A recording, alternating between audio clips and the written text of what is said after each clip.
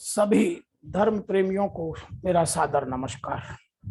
आज हम वर्तमान परिप्रेक्ष्य में रामचरितमानस की व्याख्या के क्रम में भाग 16वां बना रहे हैं और इसमें मेरे एक YouTube दर्शक ने प्रश्न किया है कि रामचरितमानस में समय की मर्यादाएं और समय के प्रबंधन, जिसकी वर्तमान में बहुत आवश्यकता है, जिसको लगभग लोग नकार चुके हैं, उसके विषय में कुछ विस्तृत चर्चा कर हमें समझा।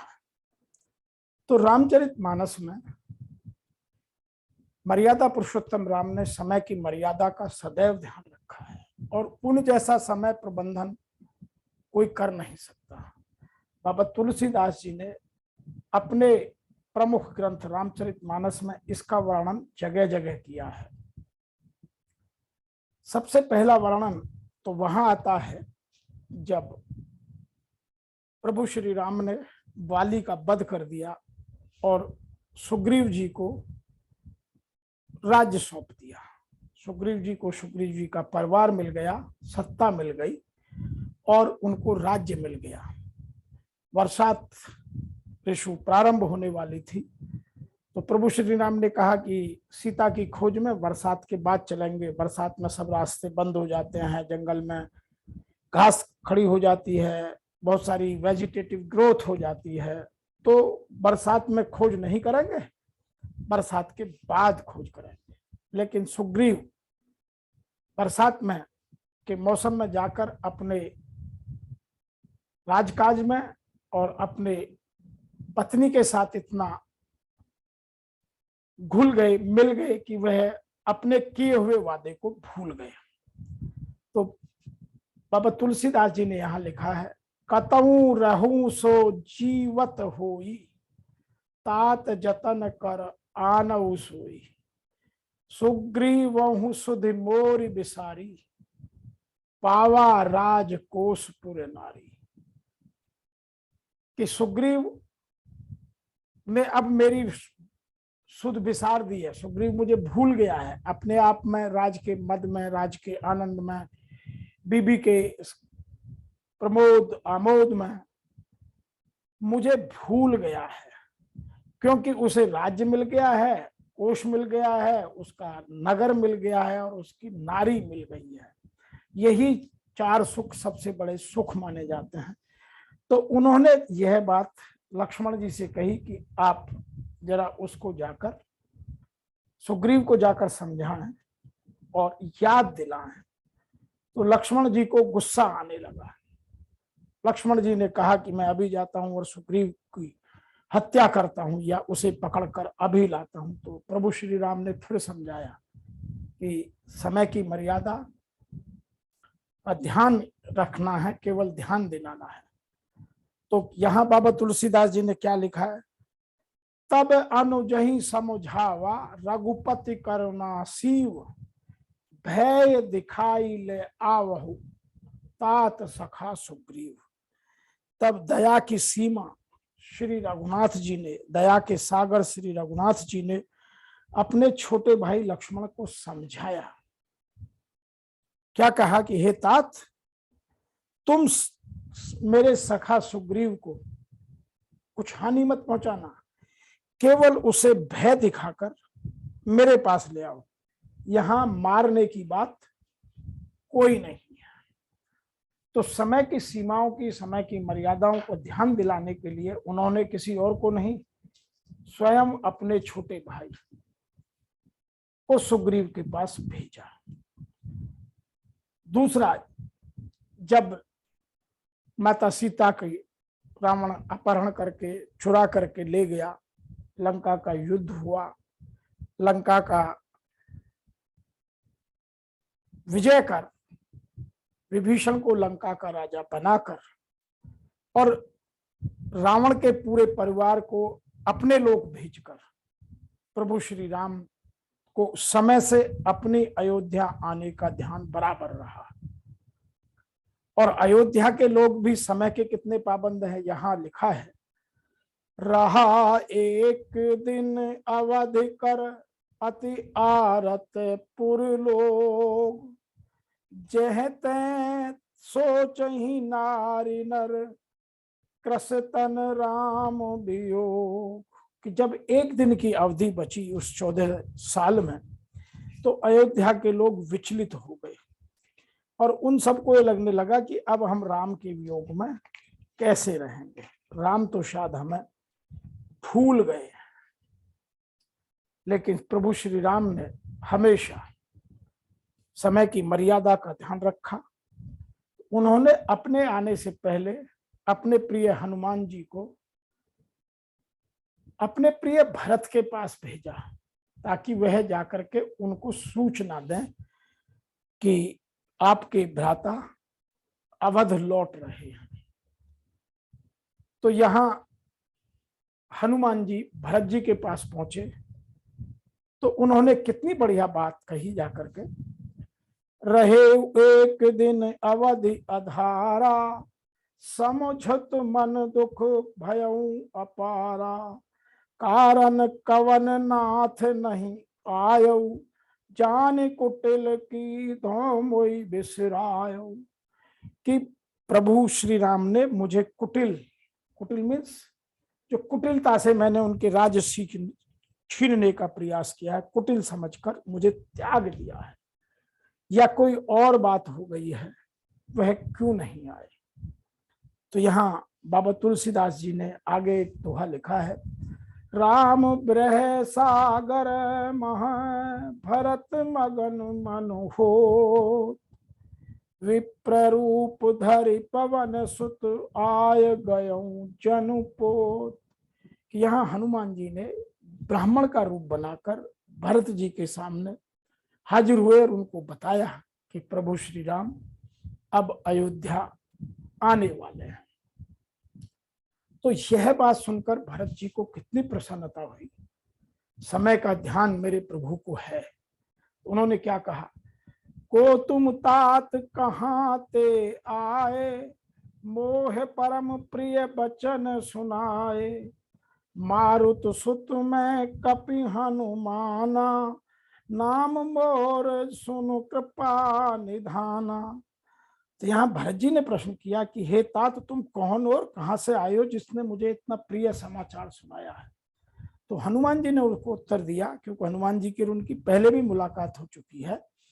मारुत सुत, मैं मारुति का पुत्र, मैं वानरों का एक राजकुमार हनुमान हूं, और मैं प्रभु श्री राम कृपा निधान की सूचना आपको देने के लिए आया हूं।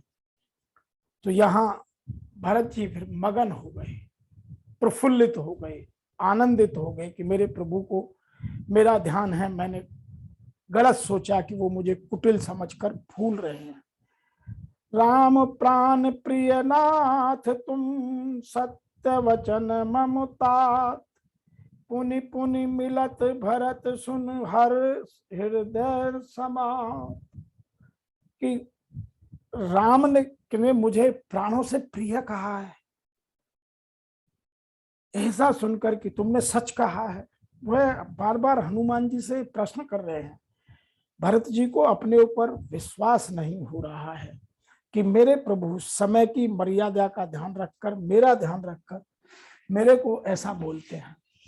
और बार बार उनके मन में इतनी खुशी हो रही है कि वह अपने मन में समा नहीं पाते हैं कि मेरे प्रभु श्री राम समय की इतनी पाबंदी है कि 14 वर्ष पूरे होते ही उसी दिन अयोध्या में प्रवेश कर जाएंगे।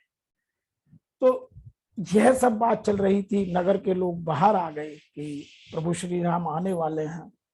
तो लोगों ने क्या नजारा देखा, आवत देख लोग सब कृपा सिंधु भगवान, नगर निकट प्रभु प्रेरऊ, उतरे भूमि विमान। क्योंकि लंका से रावण का वही विमान, वही उड़न खटोला लेकर अयोध्या तक आए थे, अपने छोटे भाई के साथ, अपनी पत्नी सीता जी के साथ। तो जब लोग देख रहे थे कि आने वाले हैं, तो उनको आसमान में उड़ता हुआ आता हुआ एक विमान दिखाई दिए। और समय की मर्यादा के अनुरूप वो अपने नगर में पहुंच गए। और उन्होंने जब प्रभु श्री राम ने जब भरत जी को जंगल में कुटी बनाकर वहां जमीन के नीचे खाई बनाकर रहते देखा, तो प्रभु श्री राम सबसे पहले वहां गए और उन्होंने जाकर के भरत जी ने उनके पैर छुए और उन्होंने भरत जी को उठाया।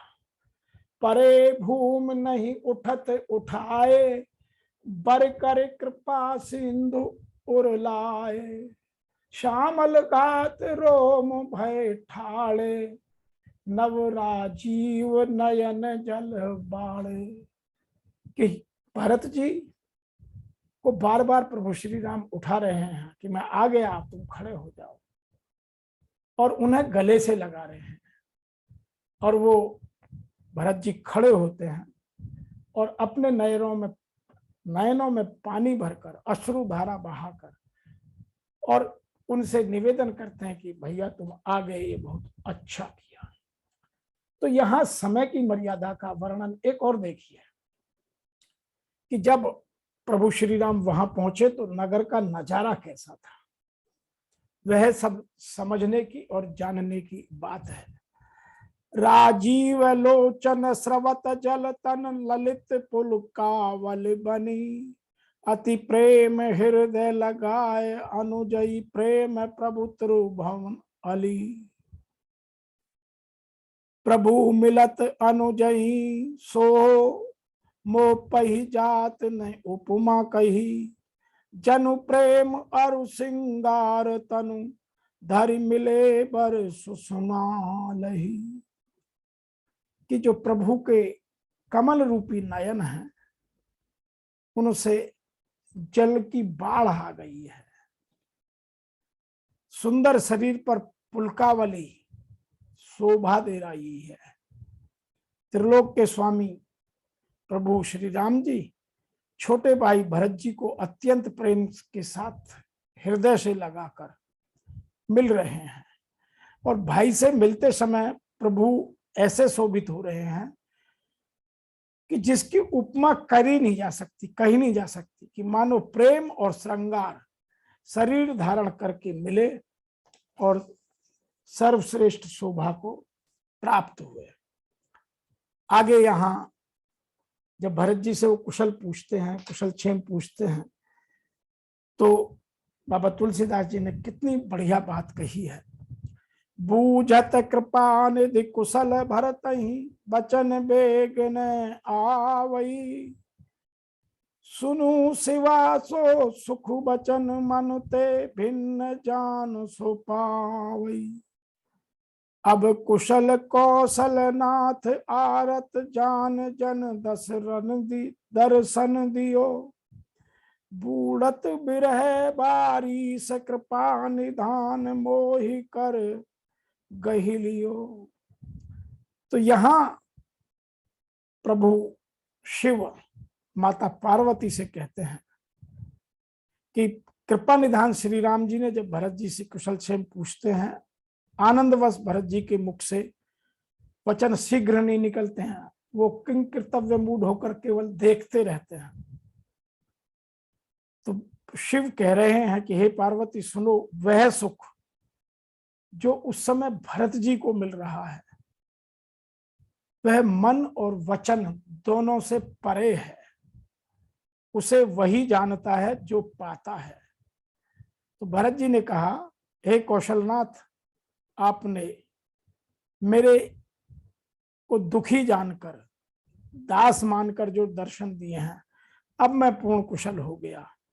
वृह समुद्र में डूबते हुए मुझको कृपा निधान ने हाथ पकड़कर बचा लिया।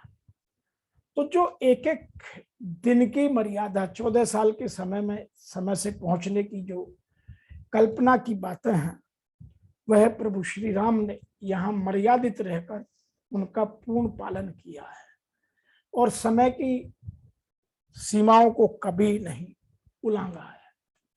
यहाँ एक बात और है कि जब वो अपने भाई से मिलकर सबसे पहले अपनी माता कैकेयी से मिलने गई और माता कैकेयी से मिलकर फिर अपनी माँ कौशल्या के पास आए, और फिर जब कौशल्या जी की जो खुशी है, जो समय की मर्यादा के साथ साथ उनके चरित्र चित्रण को देखिए, बाबा तुलसीदास जी ने क्या लिखा है।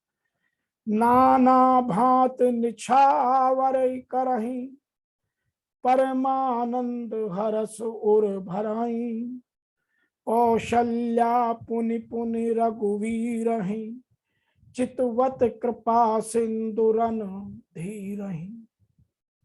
कि वो बार बार तरह तरह के न्यौछावर करती हैं और परमानंद, आनंद के भी आनंद को अपने बेटे को गले में अपने हृदय से लगाती हैं और माता श्री राम को ऐसे निहार रही हैं कि मेरे कृपा निधान, तुमने युद्ध में जीत कर और मेरा नाम अमर कर दिया।